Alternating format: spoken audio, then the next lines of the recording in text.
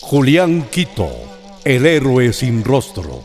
Historia basada en la sublevación de Columbe de 1803.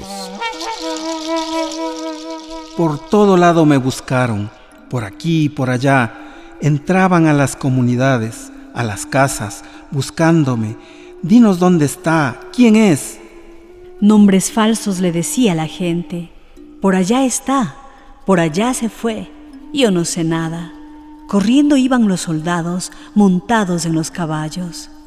No me encontraban. Yo los veía como pasaban confundidos, perdidos, frustrados. 100 pesos pusieron de recompensa. Nadie avisó, nadie me delató, todos me cuidaron. Ahora amanecía en una casa, mañana amanecía en otra.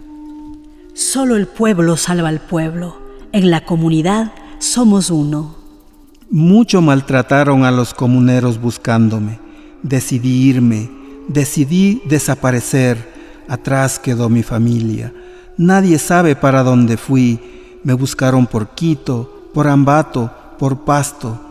Los mismos que hicieron la independencia en 1810, ellos mismos me persiguieron.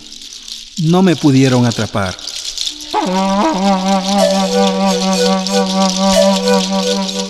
Julián Quito, el héroe de Columbe.